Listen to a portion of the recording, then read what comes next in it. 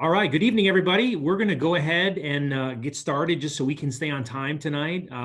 If I haven't had a chance to meet you, or if this is your very first time joining us, my name is Robert Roman, and I want to just take a moment to welcome you. I know you could be doing a lot of things with your time, and so we're happy you're here. We hope tonight is valuable for you. We're going to spend about an hour together. And we're going to be talking about something that I think is really, really important for us to all get better at, which is really increasing our cash flow and really managing and eliminating our debt. My background, by the way, I've been in the financial industry now for 20 years. February of the year 2000, 21 years old. I was invited literally to something very similar to this, and it really caught my attention. And so hopefully tonight there's some things of value. Like I said, that's really my goal, is to do that. Again, we're part of a national financial literacy campaign. We were on a goal by the end of this year to educate 1 million families. And I'm proud to bring the news to you that we've done that. And we're on a new goal, which is to bring financial education to 30 million people in the next 10 years. And so we're glad you're joining us. Some of you may have a workbook. Some of you may have this in a digital format.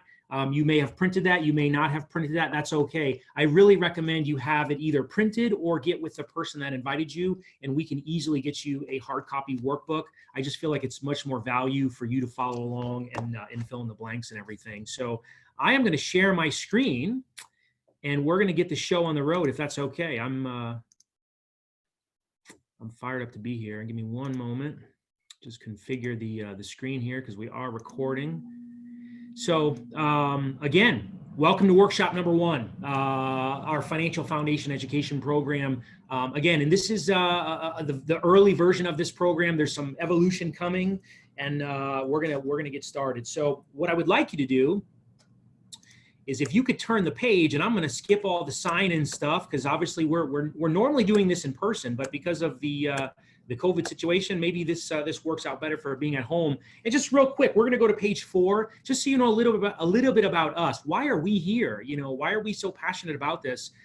Just to kind of fill you in on that. Our mission as an organization, as a community, is to build and protect wealth for families. Build it and then protect it, helping people move from financial insecurity to financial independence. Whatever that means for them. Everybody has their own definition of that. And our vision, very simple, is to build a new industry, a financial education industry.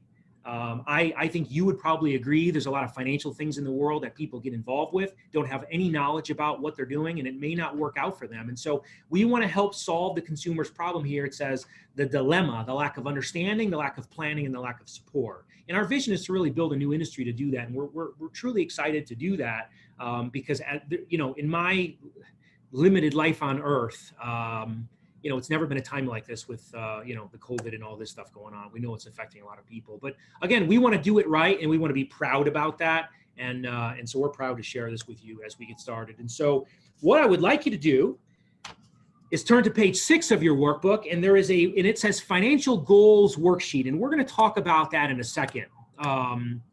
And it really, on the screen here, it says, congratulations. I do want to congratulate you because I want to kind of warn you before we get started.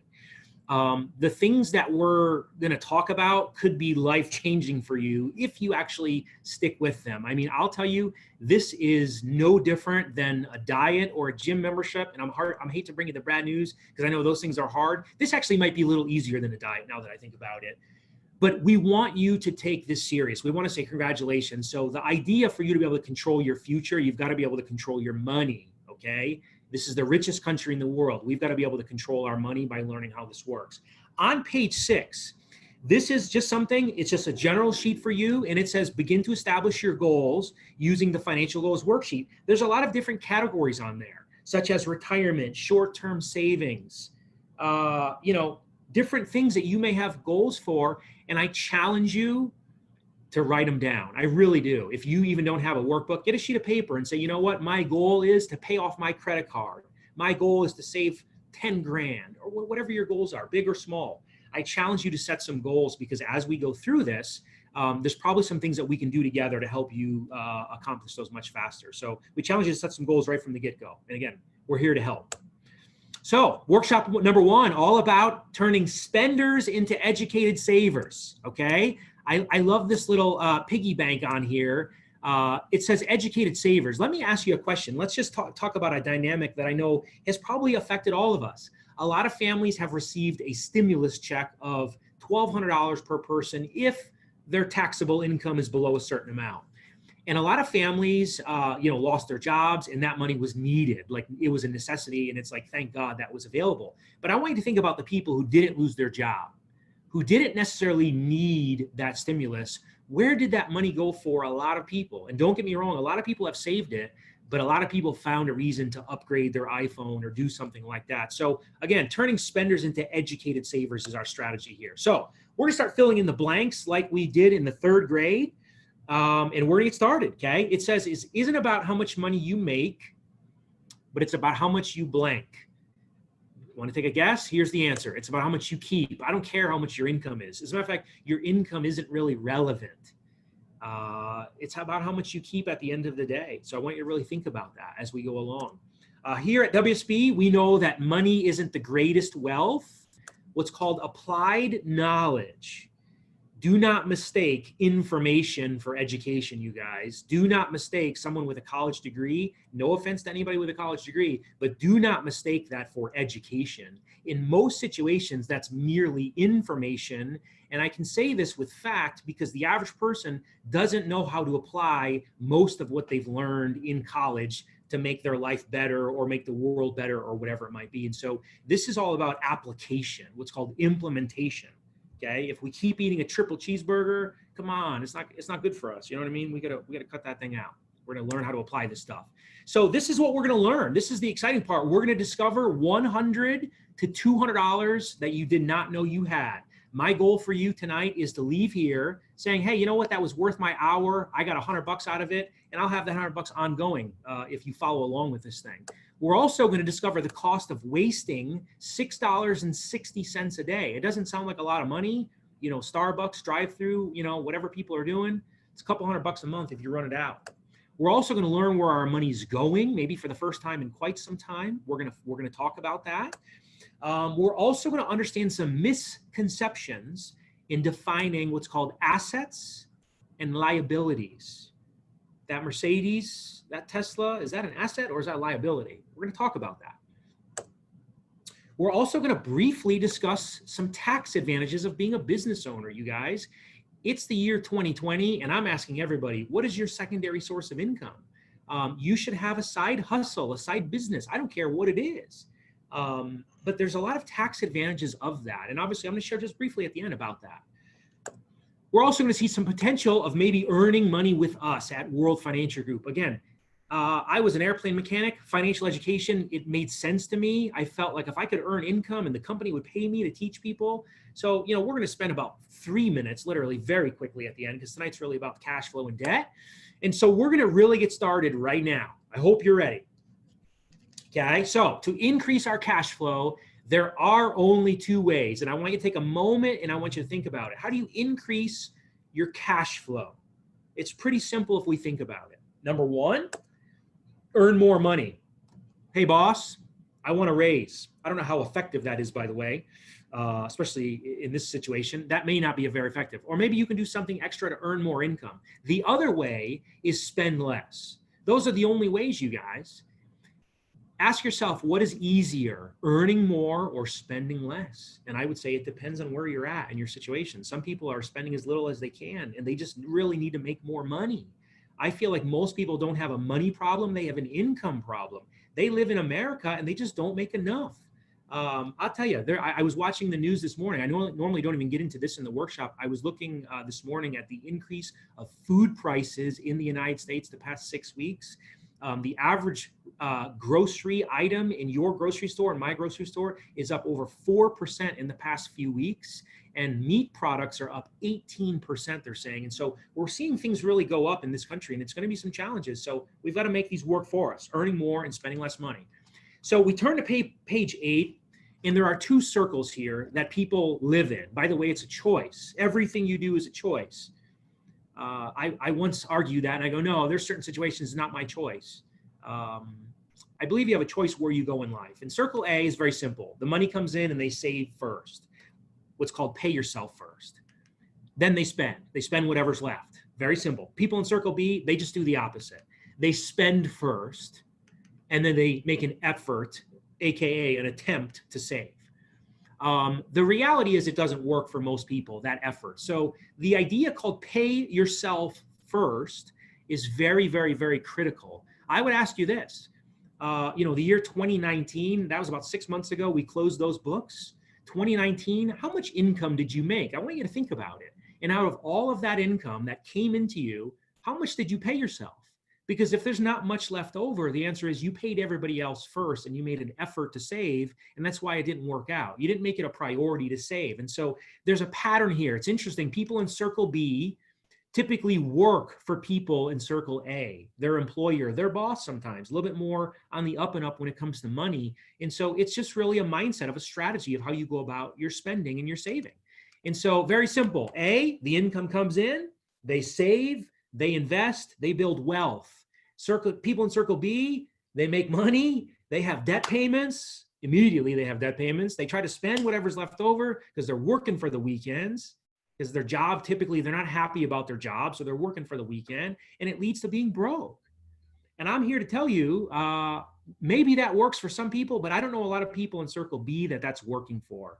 And so I challenge you just to think about that. Where are you in circle A or B? And so I found myself in circle B and I was frustrated.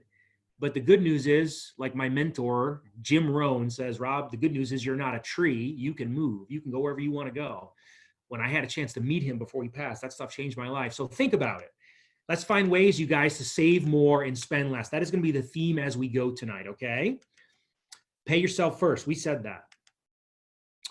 Okay. Would you rather make a payment first to your family, your children, your future, and then spend what's left?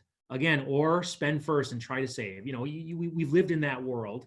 It's very, very difficult to get ahead in that situation. And again, maybe tonight will begin a little bit of a change for you. And so on page 9, this is a worksheet called What Are My Daily Expenditures? And this would be my very first challenge for you. Actually, I should say my second challenge for you, because my first one was to set some goals.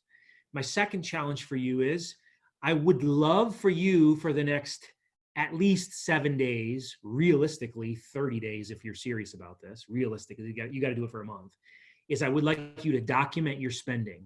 And you could use a sheet like this. You could use your smartphone with an app or something like that. But don't use your bank statement and just trust that to keep track of it. I would really like you to document it, because here's why. There's a little bit more power in an exercise like this when you document every time you go through a drive-through or buy a pack of cigarettes or whatever it is that you're spending your money on. Everybody's got their thing.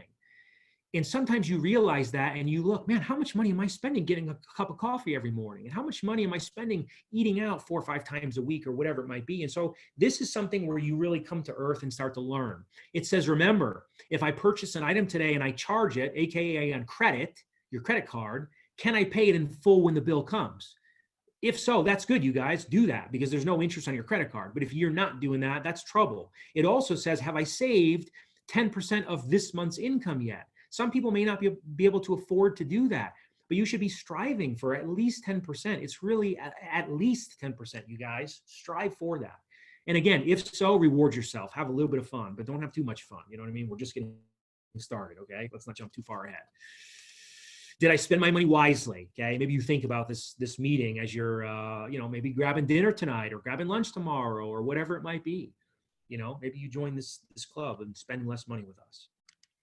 So we're going to look for some money. Okay, my goal right now is the next few minutes is to find $100 for you. I don't know if I can find you 200, but I think I can probably find you 100 if you really, really do this stuff. Okay, so let's talk about it. Number one. And by the way, these are all suggestions. I don't want you to get off this thing and go change your life and mess your situation up. Like, let's make sure you do that stuff the right way before you make any sort of changes. But number one, I want you to think about changing your federal tax deduction on your payroll with your job. And here's what I mean by that. Do you normally receive a tax rebate when you do your taxes? A lot of people do. Statistically, a lot of families receive money back when they do their taxes. And I get it. That feels good when you get that check. But I'm here to tell you, You're giving the government an interest-free loan for 1 year, and then they just rebate your money and they keep the interest. That's not wise of you to use your money that way. And so I would advise you to maybe think about it rather than get $1,000, $2,000, $3,000 rebate, especially if you have children. A lot of people get these credits. It's instead of getting a $2,000, $3,000 rebate, what if you made an adjustment, didn't get the rebate, but got an extra $3,000 divided up over 12 months, which is $250 a month additional in your income. Now, if you didn't have a plan for that money, that wouldn't be smart. But if you had a plan for that money as it was coming in, I'd be willing to bet you could start saving more money than you do right now. And that was something that caught my attention when I was in that situation. I haven't had a W-2 for almost 20 years, which is crazy. But when I used to get money back, I was like, I used to love getting that rebate. And then I learned that's not the right thing to do. So again, we can talk more about that. Number 2, eliminate or reduce premium cable, satellite, basic, television. Look, you guys, shop around if you have cable television. If you have DirecTV or those things, you can get a lot of this stuff through the internet now for way less money potentially. So I just really recommend, or maybe you eliminate that stuff. That TV is probably not doing you very good, but you might be able to find some savings on that. Number 3, consider a larger deductible on your auto insurance. For example, I'm 41 years old. I've never caused a traffic accident in my life. I'm knocking on some wood here. So check out this math. I started driving when I was 16. I'm 41. I don't know what that math is, but think about this. What would my cost savings have been if my deductible, because my deductible on my car was $500 forever. Someone said, why don't you raise that to $1,000 and see how much money you'd save? Obviously, you got to have the $1,000 saved up if you have an accident. And the savings over a long period of time is significant. So if you're a good driver, again, you might want to get with somebody to help you with that, but you might want to look at adjusting your deductibles. Again, you got to have the money saved if you have a problem. So let's not screw that up. Number 4, reduce the number of lattes, alcohol, cigarettes. This may have been easy for some people because the bars have been closed or whatever, but find the area of your life that you're bleeding money into and just ask yourself, I don't want to cut that out maybe. No one's going to ask you to cut it out, but could you maybe cut it back?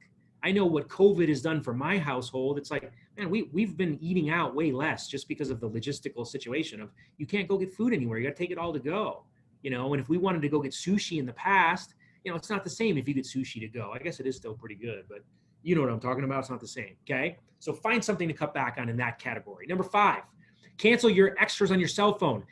Hey, you guys, it's 2020. Your cell phone bill should not be super pricey. Like I see so many people's cell phone bills and I go, what in the world are you doing?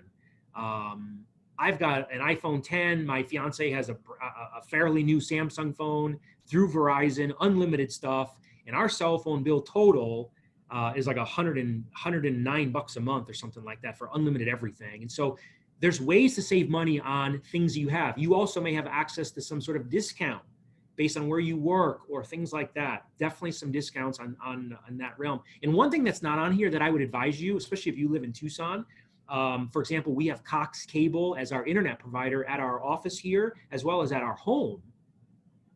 I tell you, I call Cox. Hey, is there any promotions to help out COVID? Oh yeah, Mr. Roman, here's a $20 credit for the next 3 months. So you can literally make a phone call and you can get some discounts by asking in that realm, okay? It's pretty important to do that. Number 6, this is a huge one. If you have some equity in your home, you may potentially be able to eliminate what's called private mortgage insurance. Many loans have this. Again, I'm not a mortgage expert. We have a lot of them that could help you in that realm, but private mortgage insurance is an additional insurance policy that you, the borrower, pays for, that you protect the bank in the event you default on your mortgage and you're paying for their insurance.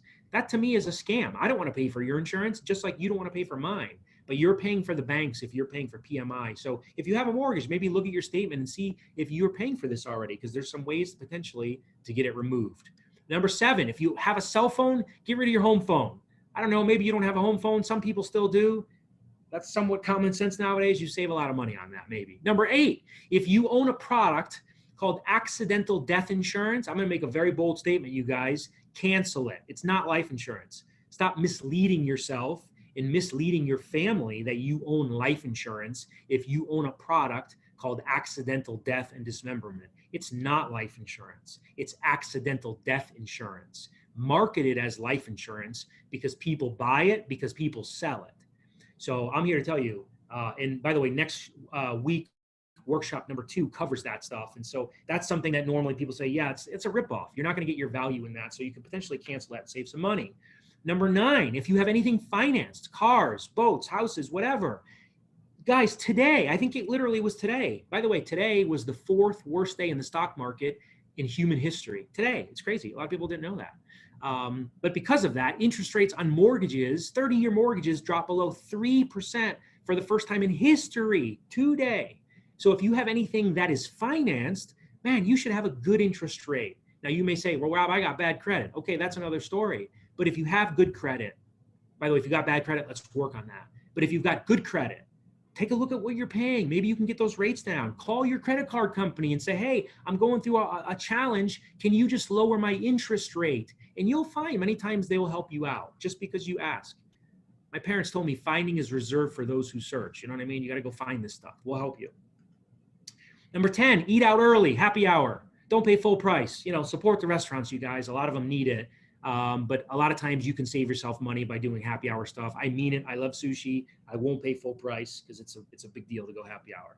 Number 11, reevaluate your property and casualty insurance. Like we talked about earlier, when you look at changing that deductible, maybe you look at reevaluating it. Are you underinsured, overinsured? Are you with the wrong insurance company? I was with USAA for 20 years. And I said, no, I'm a military guy. They've taken care of me. Someone said, Rob, don't be so naive. And I saved myself 50% of savings on, I have my home and a rental. I save 50% on each one on the insurance. And so you might want to reevaluate that on a regular basis. Again, there's tools to do that. Number 12, take a sack lunch. Stop eating out. Stop eating out. It's not freaking healthy. It's trash. Most of the food is trash, chemicals and all this crazy stuff. And I don't want to get on that kick and get into my health discussion with you. But the reality is it's also so expensive when you look at it. My friend said, you know what, Rob, I know you love places like Chipotle. You can get some fresh food, rice, chicken, whatever. And it's pretty good. It's pretty healthy, right? He says, you know what that costs you to make you? You know what rice costs to make at home and a thing of beans? He says, stop being so lazy. And so what's something that I did in our house, I shouldn't say me, my fiance takes way more credit than I can on this, is we try to meal prep and we try to have some food prepared for the week so we don't have to force ourselves to eat out every day. And it's a huge savings, okay? Number 13, cancel your gym membership if you're not going. Stop lying. Get out of your denial situation. If you're not doing it, cancel it. That doesn't mean you're a loser. You can always go back and get it. But some people, they're like, well, I don't want to cancel it. I'll feel bad. Come on, if you haven't been in 6 months, let's be honest. Save that money. Do some push-ups. Jump around your house. You know what I mean? There's a lot you can do without a gym. Okay?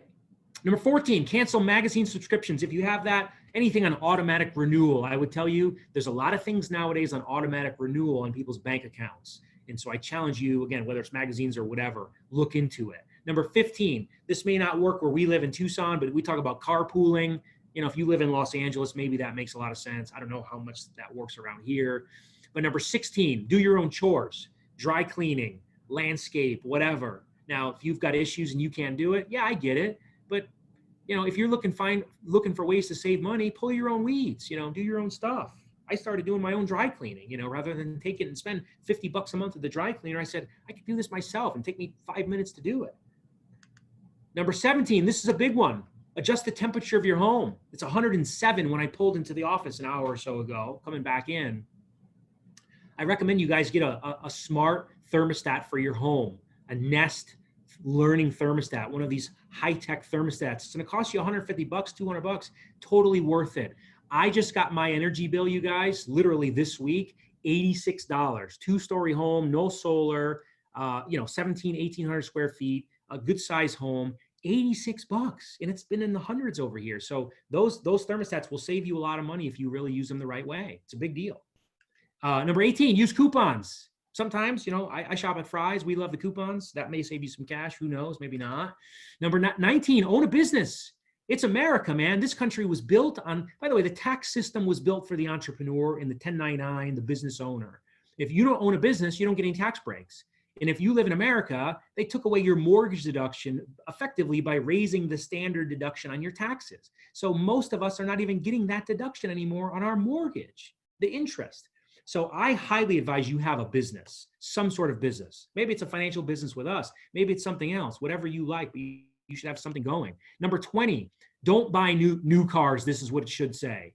New cars is the worst depreciating asset you could buy financially. And by the way, I love cars and I know what it feels like to buy a new one and drive around. I know the feeling of it, you guys, and I know some of you do as well, and maybe some of you don't. But I'm here to tell you, the math doesn't make sense. That's an emotional decision.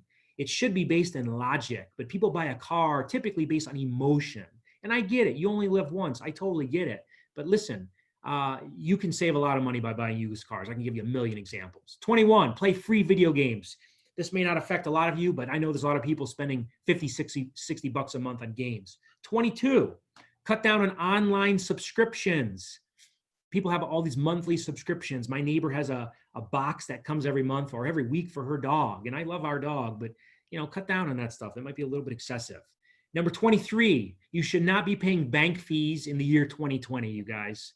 So if you have a bank, a checking, a savings, and you say, oh man, I have all these charges, I'm going to ask you to get with it and let us steer you into a better bank. You should not be paying that stuff anymore. Again, carpooling, reducing gas, parking. We don't really have a lot of parking expenses where we live. Maybe that affects you. Maybe it doesn't. 25, this is hard. We're almost at the end, you guys, of this list. Cut down on shopping.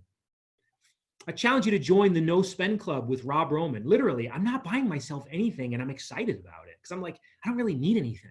It's kind of exciting to see how long I can go without buying clothes because people buy this stuff typically to make themselves feel better. Maybe you can find a way to cut back on that stuff and find other ways to feel better about yourself. 26, this is hard. Spend less on other people.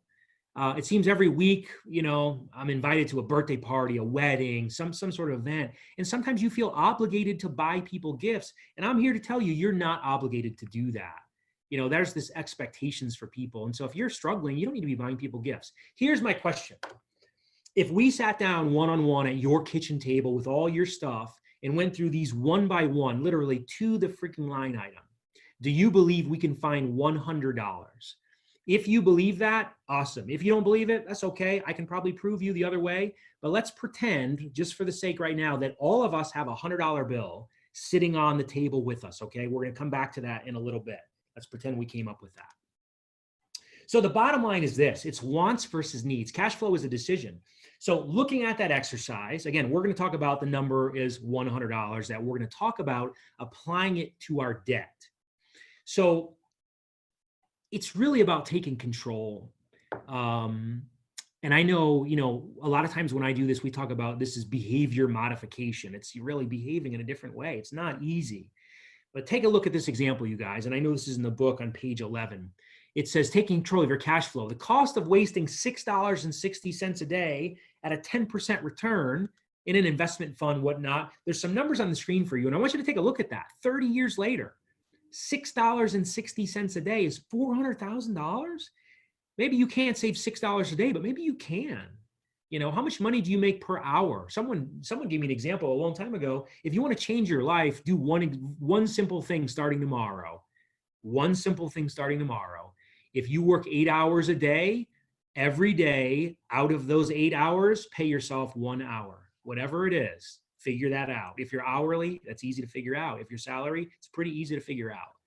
You want to change your life every day, save 1 hour of your work, and you will radically change your life because that is a lot of money when you add it up. So it's about taking control, you guys. So let's go. The next 2 pages in the workbook, 12 and 13.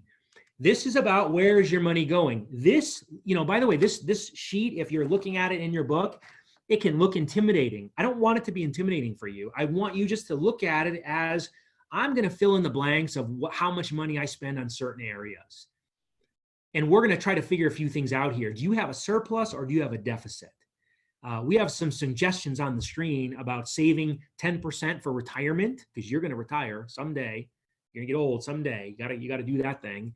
10% for general savings, emergency savings, let's say, and maybe 10% for giving charity, people who need help. And a lot of people say, yeah, right, I would love to be able to do that with 30% of my money. No, I'm aware. Maybe you can't do that. But maybe you can, you know what I mean? And maybe you can change your habits. And so our focus is really finding, is there a surplus or is there a deficit? Most people would say, nope, there's no deficit. I make more than I spend every month. I would say, yeah, that probably makes sense. So does your bank account go up every month is the real question. Or does your savings go up every month is the real question. Because most people, they don't have a deficit, but their financial situation in this country, the trajectory of it does not tend to usually get better. So it's interesting. Even though they don't have a deficit, they're not going up. That's what this sheet is about. It's about a monthly expense of where is your money going. The next page is about assets and liabilities for you to break it down. What do you have? And on the screen, there's some things you can fill in your workbook here about assets and liabilities and net worth. Just some terminology. What is an asset? Very simply, it's something that has monetary value. So technically, the computer I'm talking to you on has monetary value. It is an asset by definition. What is a liability? A liability would be a claim against that asset, a debt. So let's say this computer was financed. It's not, but let's say it was. Now it is a liability because there's a claim against it. I don't own it. Somebody else owns it until I pay off that debt. So if there's a debt, it is more than likely a liability. Net worth is the value of the assets minus the liabilities. So let's say, for example, your computer is worth $500, but you owe $200 on it. The net worth of that computer in your category is the $300. And so this worksheet gives you an asset and liability worksheet that I would challenge you to work on. If you have a house, if you have any savings or whatever, maybe you fill this in and you see what you're worth. Someone told me it's like your adult report card. If your net worth isn't growing, you're in trouble. And it's like a report card. And we should talk more about it as individuals and say, hey, what are you doing to get ahead in life? Because things are changing in this country very, very fast. And so we've got to do that. Again, don't let these worksheets intimidate you. And by the way, we're all here to help you, including myself, whether it's through Zoom or one-on-one, whatever. We'll help you fill all this stuff in and make sure you're getting it right, okay? And there's that worksheet right there on your screen as we were just talking about. Okay, so from the book Rich Dad, Poor Dad, if you've never read it, I would advise you, great book. Robert Kiyosaki, Rich Dad, Poor Dad. His definition of assets and liabilities is very simple. Assets put money in your pocket. By the way, we're not in the workbook in case you're wondering. And liabilities take money from your pocket. So it's very simple. It's a very simple concept. If you have something that's bringing money, it's an asset. If you have something taking money, it's a liability. But check this out. It says rich people buy assets and middle class buy liabilities, but they think they're assets. So imagine most households right here. It says a new car, the luxuries, all this stuff. And so really, you guys think about the average person in this country. Again, I'm not saying you can't have a new car. I'm not saying that at all. But I'm just saying, well, how do you do it? How do you get it? What's the best way to acquire these things? Because most people, they don't even give it any thought. They say having a car payment is normal. And I'm here to tell you it's not normal. I know a lot of people with no car payment for a very long time. A lot of people say, no, yeah, right. I could tell you tons of people don't. It's all of your perception, you guys. And so the name of the game, our focus is cutting down our debt and reducing our liability as we go. It's all going to come together for you, I promise. Commitment and discipline, you can do it, by the way. Just like I said, the gym and that diet, it's commitment and discipline. There's no secrets here. The good news is we can do this together and maybe push each other. So page 14. Imagine this. Living debt-free is a less stressful way to live. Imagine that, man. Imagine your life with none of those payments. Your same income today, but none of those payments. How would you feel? You know what I mean? You feel, wow, I'm in a pretty good spot if I got that same income and none of those bills. So you're already making the income, maybe. Just imagine a day when you had no debt payments and think about how much simpler it was. Again, the concept is real simple, you guys.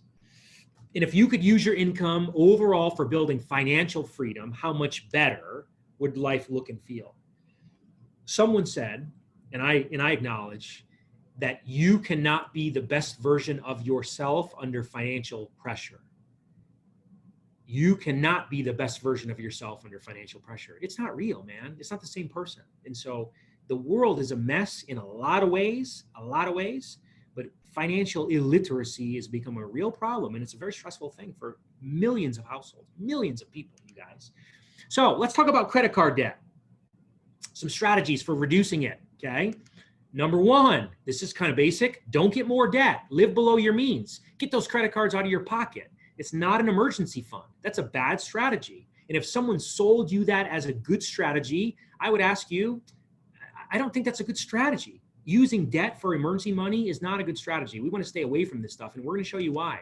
Using cash, debit, or prepaid credit cards, obviously. By the way, you can use your credit if you pay it off. There's a lot of people who do that for a lot of reasons, but not everybody does. Pay for what's necessary: food, mortgage, insurance, utilities. Find the things that are robbing you of your money, okay? Focus on the necessities. Focus on the things that are needed, and find out the areas that you're spending that are total wants and say, okay, this is a luxury if you really look at it, okay? Cut out unnecessary things. Again, whatever. I'm not saying cut off your cable, because that could be a little crazy for some people. You might lose your mind. Some statistics. By the way, these slides are outdated. I wish these would be updated. We're waiting on the compliance folks to do that. But I'll tell you, the debt is through the roof. This was saying 2.8 trillion of consumer debt. I'll tell you, it's out of whack. I would give you one web address to write down if you have a pen. usdebtclock.org, O-R-G, usdebtclock.org. I would love you to spend 3 minutes on this website tonight. It might blow your mind about the real debt situation in this country that is going to affect all of us, by the way. In the US, the average family owes $15,950 in credit card debt that they carry month by month by month by month. It's called modern day slavery. And the objective is for a person to get out of debt and begin living within their income means. If you're excessively in debt, that says you're spending more than you're making. That means you are living outside of your means of what your income can cover. I mean, think about it. They've commoditized loans. They've commoditized loans. They put this little plastic in your pocket, and it's literally a loan on, and anytime we want, we can get a loan, we can get a loan, we can get a loan. But a lot of times people don't see it as a loan. They just see it as a normal way of paying their stuff. So what can people do? One of the things we say is freeze them. And I mean it in two ways. I mean, literally take your credit cards, go to the dollar store, get a little metal cup or something like this and put those cards in that, fill it with water, put it in your freezer, freeze that thing, man, because you ain't gonna be able to get it open if you need it. That's one way. It's a little excessive, I'm not gonna lie. But what you could do is you could freeze a credit line. You could call the creditor and say, hey, Mr. Chase, Mr. JP Morgan, whatever, you guys keep offering me more credit. Update your income, Rob, so we'll give you more credit. You should tell them, hey, note my account, freeze my credit line. Do not offer any higher credit limits, because that can maybe keep you out of trouble. So again, contact them and ask them to do that. That's a very common thing. They will all do that for you. Very simple. The second one is really just be disciplined, you guys. Take them out of your pocket, take them out of your purse, put them away. I know that's hard for some of you to think about. But you got to do that. You really got to, this is about discipline. You got to get them away from yourself. We are our own worst enemy in most situations. So here's some true false. Page 15, 16 of the workbook. We're on, actually on page 15 right now. It says, once a credit line is paid off, it's a good idea to close the account. You get Macy's, zero balance, close the account or just let it sit. What do you guys think? The answer is it's false. It's not a good idea to close it because that could potentially hurt your credit. Could potentially lower your score, and your score may be important. You don't need to write that whole paragraph. Basically, you need to write, it's going to lower your credit score if you close that account, because they look at the history and the length that you've had that account. Hopefully you guys are doing okay and following along. Did you know the average family spends about 25% of their income on taxes and about 10% on servicing debt? So think in these terms. That's 35% of people's income before the month even begins. And a lot of people, it's much more than that. And this is why people are in trouble. So we've got to have a plan to change these numbers and change the situation. Let's do an exercise, okay? If you will, put your pen down. And I would love for you to take your hands, just like you'd see on the screen, and just clasp your fingers together like this. Very simple, okay? Very, very simple. Nothing complex here. And I want you to take a note of which thumb is on top. My left thumb is on top. What I would like you to do is reverse the order of your fingers to where the other thumb is on top and just go the other way. And I want you to think about, it actually doesn't even feel right. How does it feel for you? It feels weird, right? Let's do a different one. I think this is even on the screen. Yeah, it is. Cross your arms. I wish I could stand up so we could see this. I wish I could see you guys because I can't see anybody other than myself in the PowerPoint. Cross your arms and now cross them the other way. It don't feel right. It's so weird. If you wear lipstick, ladies, do you always start, actually some men, equal opportunity, do you start at the same side of your mouth every time? Men, when you shave, do you shave at the same place every time? Every one of you, when you woke up this morning and got in the shower, was the sequence of the soap, body wash, conditioner, whatever, was it in the same sequence as it was the day before? You're like a robot. Check it out. Everything we do is we're a creature of our habits. You can literally turn over like 60% of your day to your subconscious mind. Your subconscious mind, you don't need to think about what to do when you get in the shower. You don't need to think about that. So here's the point, you guys. Are you a creature of habit when it comes to your money? You have good habits or bad habits. And most people have terrible habits, and that's the problem. And so it's really coming to reality, realizing, man, it's up to us. It's up to us and our habits that we have, okay? All right, let's keep going because there's my favorite part of the workshop is about to start in a few seconds here. So people's spending habits, what's the true cost of debt? 2 main bullet points for you real quick.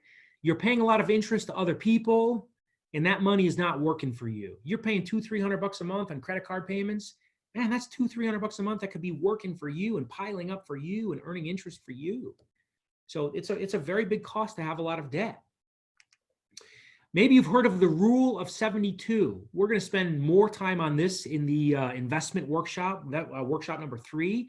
But the rule of 72 says this. It's divide 72. This is a math formula, a little math, not that hard, by your interest rate. Okay, 72 divided by your interest rate. That's easy. The result is the number of years it will take for your debt or investment to double. So let's do some examples here. This is saying a 4% rate of interest. 72 divided by 4, by the way, this is in the workbook. 72 divided by 4 is 18. That means if you're earning 4% interest on your money, every 18 years, your money will double. Let's do another one. What if you're earning 8%? Well, 72 divided by 8, your money's going to now double every 9 years. You cut the doubling period in half. Interesting. What if you get 12%? 72 divided by 12, 6 years. Your money can grow real fast. Now, also think about this if you have a credit card.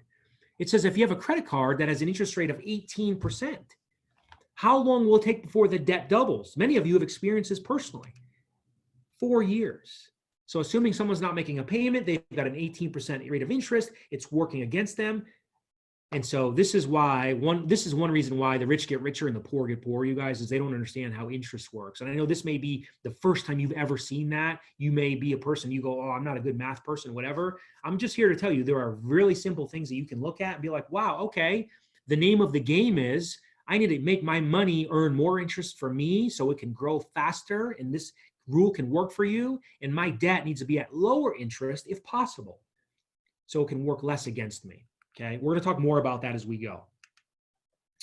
And again, this is just an example. And for the sake of time, I'm not going to go through this, but this basically shows you guys that 2 different people, for example, I'll just leave this one on the screen. This is an 8% and 12%. So it's only a 4% difference. And the 30-year-old with 4,000 on the left and the 30-year-old with 4,000 in the middle, look at the end result at 66 years old. Wait a minute. One guy has 64,000, the other has 256,000, and the only difference is 4% more interest? That doesn't even sound right. It's so powerful, you guys. So Albert Einstein, who came up with this rule, says it is one of the most powerful forces in the universe. Most people, it works against them. The rich people, it's working for them. And so the name of the game is turning this around. So again, an 18% example here just shows a giant number of 2 million. But we're going to talk more about that in the investment class because I really want to focus on what we're about to get to, my favorite part of the workshop, called debt roll-up. Okay, this is a powerful concept, and if you learn nothing tonight, you guys, this is a great concept, right? And it's super effective, totally works, easy to understand. If you use a credit counseling service, you've seen these things on the radio. Hey, we can help you get out of debt, blah, blah, blah. Sometimes those are good, but here's what happens to you. It messes up your credit. It really messes up your credit. And for some people, they're not interested in their credit getting messed up. So we say, is there another way to get out of debt, rather than calling some service and say, hey, Mr. Debt, can you help me get out of this thing? There's a common sense principle that's not so common sense called debt roll-up. Debt roll-up. Debt roll-up begins, number one, by increasing our cash flow. Now let's press time out for a second. Do you remember a little bit ago, I said you have a $100 bill next to you because there was 26 things that we went through and we found $100. So we started by increasing our cash flow by finding that $100, okay? And what we're gonna do is we're gonna have a strategy. We're gonna have an attack plan, you guys. We are going to attack the smallest debt first, based on the balance, not the interest rate. I'm gonna do an example, okay? Just so you get it. What is the effect of this payment schedule? So let's just pull this up so you can see everything on the screen. And there's actually two charts here, and I wanna get to the second one because it has everything pre-filled in for us right here. Let's look at it.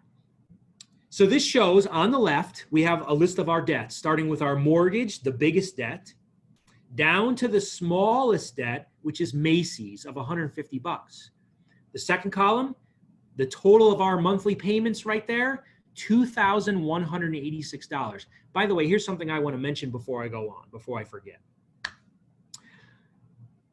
These are assuming the minimum monthly payments. So you can look at the screen, for example, it says Sears, Target, Macy's at the bottom there.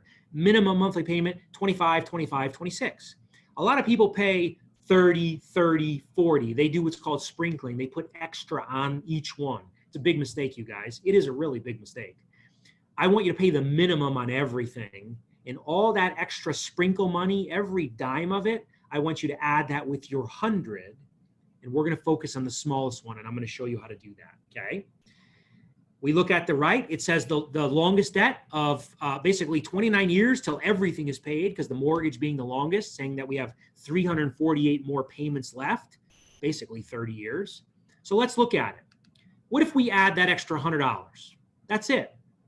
So before this, we didn't have the 100. Now we have the 100. We're going to focus on the smallest debt, which is our friend Macy's.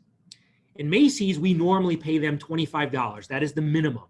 And what we're going to do, you guys, is rather than pay the minimum, we're going to take that 100 and add it to the minimum. And what that's going to do is it's going to take that $150 Macy's bill, and rather than 6.4 payments, Macy's is going to be out of our life because we're going to pay them $125, the minimum of 25, plus that extra 100. And our new payoff month count is 1.2. As you see, $125 goes in. Man, we only owe them $25 more next month, and that's done. So here's what happens. 1.2 months into this, you feel some psychological success, and you go, wow, that's pretty good. Macy's, I think they're bankrupt, and now they're out of my life. Thank God. You shouldn't have that thing. And rather than 6.4 payments, 1.2 payments, it's out of my life. Now you look at your honey at home and you say, hey, honey, what's next? Because now we don't have to pay that $125 anymore to Macy's. So what we do is we focus on Target. I like Target. You know, I guess I like Target. We'll keep going there. We pay them our minimum of 25. And here's what we're going to do. We roll the 125, all that amount, because that's what we're paying on Macy's. So we basically, nothing slips through. That 125 plus 25 equals 150. Check it out. 25.4 scheduled payments, you guys, now becomes 4.7. So now, 6 months into our exercise, 2 of your debts are at 0 with $100 extra a month. It's pretty powerful. What if we continue this? We look at Sears. They're bankrupt too. $26. We're going to roll that 150. We now pay 176. 36 months of payments. 3 years is now 8.4 months. It's magical. Nordstrom, we're going to keep on following the exercise. You see what happens. I think you get the gist of this already. We just continue to roll it up and roll it up and roll it up. And let me summarize for you the outcome, because it's powerful. You say, okay, it looks like everything gets paid off much sooner. Let's do the math. Let's do the math, you guys. Remember, this was a $100 difference a month. That was it. No extra money, $100. 29 years of what I call slavery, because these are a lot of payments. Imagine your life with no payments. 29 years of slavery is now reduced because we put $100 extra to 12.2 years, including that home, including that car, including that credit card, including that, all that stuff. So what's the effect of the savings? The math, check this out, page 17. The current debt was $225. Well, that's going to stay the same. We didn't put any more debt on there. Our monthly payment, again, we pay $100 extra, nothing psycho. Our real debt, we save $120,000 of interest because you were going to pay $450 based on those schedules. Now you pay $332 in 29 years down to 12.2. It's freedom, you guys. Again, I love that exercise because the average family who's got debt, loan, car, credit card, Visa, Victoria's Secret, whatever it might be, it's like, let's put a plan together to get out of it. And maybe you don't have 100, maybe you have 50. It's okay. But maybe you have $300-400 a month that you could put towards your debt. And so I'm here to tell you, debt roll-up is powerful because you can wipe things out, including that mortgage, okay? And so we challenge you to come up with a plan. I challenge you, if you have debt, get a whiteboard at your home, go to the dollar store, get one of those white poster boards, and take a chart like this and put it up on the board in the house so you and your family can look at it and talk about it. This stuff is like taboo. People don't talk about money at home. It doesn't make sense. The number one cause of divorce, money problems. But people don't talk about money. It don't make any sense. People spend more time planning the wedding than they do the marriage. And the number one cause of divorce is money. It's like, think about this, you guys. We can fix some of our own problems. Again, here at WSB, we believe it's important to create good habits, getting out of debt, and saving money at the same time. And so we're going to shift the subject to what's called an emergency fund, the tail end of our workshop. We got a few more pages to go. What is an emergency fund? Very simple. There's a lot of things, COVID, pandemic, crisis. I mean, there's people evacuating their homes right now in Tucson because of this fire. It's crazy. There's emergencies happening all around us. And the reality is the car breakdown, the health problem, the leaky roof, the broken air conditioner when it's 110 degrees, it's going to happen. So you've got to have an emergency fund. And so we'd like for people to have a strategy how to do that. Okay? It says, reasons for an emergency, there's a million of them. There's a lot on the screen here. I'll tell you, you can have anything you like on there. Major car repairs, major home repairs, appliances, illness. All my family lives across the country, so I could have to get on an airplane like that. If I don't have the money in an emergency fund, how do I pay for that plane ticket sometimes? Oh, just run the credit card. So you see how these work together? So the emergency fund and getting out of debt, they work together. The point is, you need to have a fund set aside. How do we do it? How do we do it? Very simple, basic rule of thumb. 3 to 6 months of your living expenses or your monthly income, whatever you prefer.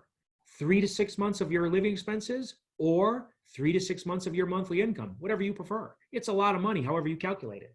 So that could be overwhelming for people. And so it's not. Let's keep it simple. Goal number 1, if you haven't done this, I want you to do this. Start on it tonight. Save $1,000.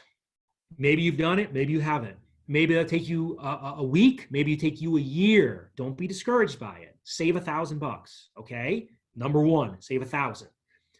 We can help you do that. Number 2, get it to 3 times, either the expenses or the income. So project number 1, $1,000. Project number 2, that's a bigger project, you guys. That might take us some time, 3 months. Number 3, 6 months, very simple. You can't go wrong having 6 months of an emergency fund, because if you lose your job, you say, hey, it's okay. If something goes wrong, you say, it's okay, I can pay the bill. But if you lose your job and you can't pay the bill, it's crisis. The worst version of the people come out because they're under financial pressure. So an emergency fund is a critical thing that all of us need to have in place, okay? Good options of where to put those funds. People say, okay, I've been trying that, Rob. I put my money in the bank and my problem is I take it right out. Because the bank is what's called a put and take account, not a put and keep account.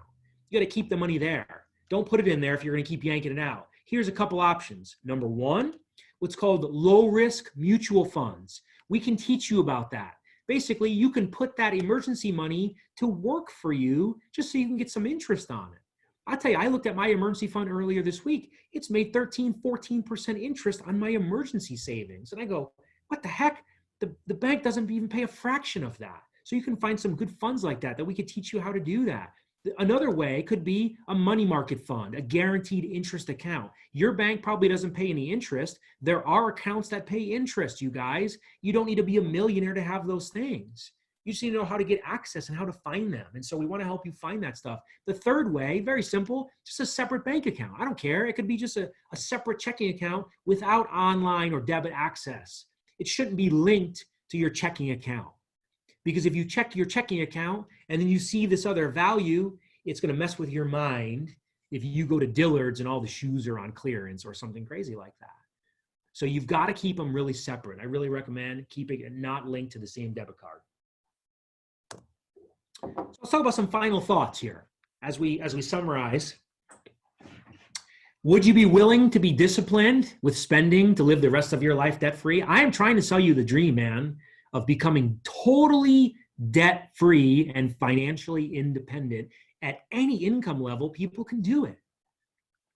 It's inspiring when you see people make a move and they say, you know what, we did it. I was with a family earlier today that they told me they paid off like $20,000 of debt over the past 6 months, a young couple with 2 kids.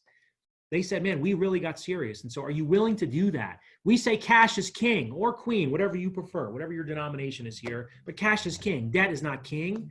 All flash, no cash, that's not king. Nice house, nice car, but you broke, that's not king, man. Who are we fooling? We're trying to impress people, man. I don't really even get it. I'm not interested in keeping up with the Kardashians. I'm not interested whatsoever. Maybe it's time for you to perform plastic surgery on your credit cards. Maybe we come back on this Zoom meeting and we get everybody on camera and we do a little credit card, cut up ceremony. You can do it on camera and we'll celebrate for you or whatever. It's cool. Again, summary, buy things that you need, not what you want. We've said that. Because at the end of the day, let's put some thought to it. Who you go to work for? I'm 41 years old. I'm 42 years old in literally a couple months. My parents are, my dad's 75. Life is short. Life is real short. If you're lucky to live till 80 years old, you will sleep for 26 of those years. I would like you to do the math if you think about that one.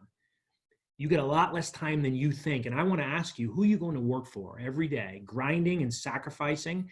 Is it your employer, the government, these other people? Because if you don't get the benefit, if you're not paying yourself first, and your financial situation is not changing, it's merely you're doing something wrong. And it might be one or two little things. And I really believe change is right around the corner for most of us. So just change your thinking when it comes to making money and how you spend money. So there is a paragraph here on page 19, and I would love for you, just for the sake of me not having to read a large paragraph on camera, it's a little challenging to do. I would love you to read page 19 for homework, because it really talks about a person's mental state when they have savings. It talks about they're a different person. I've mentioned that a couple times tonight, but I really would like you to read that page, you guys, because it really demonstrates the difference of how people behave when they have savings. They are different human beings. So again, page 19, just for the sake, if we were in a group, I would volunteer somebody to read this out loud. So since we're not, I'm gonna give it to you for homework, okay? We'll talk about one more idea as we wrap up. We know there's one way of increasing cash flow called spending less. We know the other way is earning more. Earning more income. I believe most households have given thought, man, I wish I could make extra income, even if it's $200, $300, $400, $500. Doesn't have to be a lot of money. I want to share with you a little bit about our financial campaign and earning extra income, talking about being a business owner. I don't know if you've ever seen this diagram before called E, S, B, and I. By the way, this is on page 20 of the workbook. This is from a book also by Robert Kiyosaki called the Cash Flow Quadrant. This is what it says. There's 4 ways to make money in this country. Most of us are in one or even multiple of these categories. E, very simple. We know what E stands for. That is employees. And employees have a job. Some people have joked with me when I had a job, they said journey of the broke or just over broke. It kind of pissed me off when they said that, I'm not gonna lie, because I was broke. And I didn't like it, I really didn't. And they said, Rob, employees sell their time for a predetermined dollar amount. And he said, I want you to really give thought to that. He says, you will not find a lot of people in the world who get wealthy by selling their time for a predetermined dollar amount, unless they're an athlete or an entertainer or something like that. S is what's called self-employed. And now you own the job. These are real estate agents, insurance agents, people who are, a doctor and maybe a little attorney, maybe working for themselves in a little business. They basically work for themselves. They're self-employed. They had a job. Now they own the job. If they don't work, they don't make money. If a doctor takes a 6-month vacation, the doctor doesn't make money. That's one way to make money, self-employed. It's kind of scary for a lot of people. B stands for business owner. This is where you own a business. You have a system in place and you have people, you have a system, you have a machine that's running in the background and it's working for you. If you owned a franchise of, coffee shops or something like that, you'd be traveling with your family, living your dream, saying, yeah, I have a system in place and all those locations are selling that coffee and you have a business in place. That's another way you can live. And I is what's called investor. This is where money works for you. This would be a goal, by the way, for all of us, because here's the reality. Most of us don't have a pension coming for us in the future. And most of us are going to live exclusively on our savings at a certain point of our life. That and Social Security, which ain't much money. And so you've got to become an investor where money works for you. The left side of this quadrant is about 80% of the people in North America with very few tax advantages. The right side is, interestingly enough, only 20% of the people with many tax advantages. And so, again, I'm not a tax advisor. I'm an airplane mechanic converted into a financial educator, a licensed advisor, whatever you want to call it. But I tell you, I found the tax advantages for employees and most self-employed people are not quite there in realms of what's available. And so there's just some ways for people to increase their cash flow by potentially doing that. So we don't know where people want to fit in for the rest of their life. But we challenge people's thinking to not exclusively label themselves in the E quadrant. Everybody's an employee. I challenge you to follow your dream, whatever that might be. Maybe own your own business someday or work for yourself someday, whatever it might be. Because we remember time is money. So we close our meeting tonight with just the idea of our business in the financial education industry, you guys. There is a major, I've never seen anything like it in my life, of such an opportunity to help families and help individuals and business people in the community learn about how money works, learning about this stuff. So we challenge people, maybe start a part-time business, maybe learn about this thing, starting part-time, get a license, get into the education world, helping one family per month. We look at it, what if you had an extra $1,000 a month of income and then we could give you a strategy of what to do with that money? And so it's something that's really, really powerful, you guys, of being able to go out there and educate people and earn income while learning that process. And so, again, we deeply need help, especially here in Tucson, because we have a big need to help a lot of families. And so some of the potential tax benefits as we wrap up, you guys, there's a lot of them. Again, this is not a tax class, but as you can see on the screen, it mentions travel. It mentions entertainment. Again, I'm not here to give you tax recommendations. But if you're a business owner and you go buy a new iPhone, excuse me, you could potentially deduct that on your income taxes. If you're a W-2 employee in the E quadrant only, you can more than likely not deduct an iPhone on your income taxes. And so I believe there's 187 categories of tax deductions that open up for people that we want people just to be aware of. And they can obviously do whatever they want to do with that in the future. And so putting some savings in their pockets. So as we wrap up, page 22, you guys, we're going to end with some thoughts. And we're right on time here at 7:34. And it says you can learn and earn in the financial industry. Maybe you like the idea of earning income. Maybe you're just here to learn. We're okay with that either way. But maybe you know of somebody who needs to make extra income right now. We would love to talk to them. Like I said, we would love to talk to those people. The idea for you to become your own money manager, this 30 million financially educated family campaign is for people to become better at managing their own money. So they're getting ripped off less in many of these situations that we see. You can become a financial professional, never thinking it's possible. Check it out, you guys. Make money, save money, grow money, and preserve your money. making money and then making money work for you. Imagine making more money and then making that money work for you. Remember, what separates the rich people and the poor people? The rich get richer, the poor get poorer. Why is that the statement? I think the rich people make money work for them and everybody else is trying to figure it out. So 4 wealthy habits as we summarize. This is a little redundant. We've already said all of this. But in closing, number 1, spend less and save more. That was our theme tonight, okay? Number 2, earn more. Maybe you can get a pay raise. Maybe you can do something with your degree to make more money at your profession. Maybe you can do something on the side. Maybe you can do that and turn it on and get your debt paid down. Number 3, maybe you become a business owner to some extent, whatever world that would be in. And number 4, become an investor. Get to a place where you're saving and building wealth for the future and you're taking advantage of what's going on in the world around us. And so as we end, you guys, it says financial independence is not a dream. It is a decision. It is a real decision. And so let me give you some homework as we wrap up, you guys, here on page 22. Let's see, I've already said all this. Here we go. Homework. By the way, it's not a lot of homework. It's actually pretty simple. Number 1, complete the worksheets. Please, you guys, when it comes to the debt and the debt roll-up, please do that. You don't have to do this. Nobody's going to check it. Nobody's going to come after you and look at you and go through this. But we want to go through it with you if you feel that would be beneficial.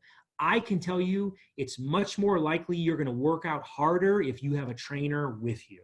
I know one of our great friends, Leslie, she's talking about, oh, I have a personal trainer. Man, I'm so sore. And I go, yeah, because that trainer is probably working you good. And so the reality is we can help you if you want the help. Again, sit down with us going through a financial strategy. But again, the one thing I want to give you is the reading assignment of pages 1 to 15 of what's called Saving Your Future. You may have it, you may not. If you don't have it, please get with the person that invited you. The book looks like this. As you can see, it's thin, it's big print, it's easy to read. We've got them in English, that's Chinese, Mandarin, Vietnamese. We've got them in Spanish, whatever you want. It ties all the info together, you guys. And so if you wouldn't mind doing the reading, it's awesome. And maybe you can think of somebody that can benefit from this. That's the one thing we ask, is just that you pay it forward. Again, we're not charging people for this. We're not charging them for the time. We're not charging them for the workbooks or the material or any of it. Just pay it forward, because again, we're in the era, you guys, of like organic growth in our community to help families get ahead financially. And so again, the next class, workshop number 2, building a strong financial foundation, proper protection. That is scheduled for next Tuesday. It is an awesome, awesome workshop, you guys, taking something that is typically a complicated, complex subject and simplifying it to where it makes sense for you so you can ask yourself better questions about your insurance and your protection situation. And so hopefully you found some value in tonight. Hopefully you learned something. Hopefully you maybe learned another way to share it with people. And again, I appreciate the time. If anybody has any questions, we'll stick around for a few minutes. If not, God bless you. Thank you for your time, and we'll see everybody again on Thursday next week, okay? We'll stick around for a few if you got any questions. If not, God bless. Have a good night.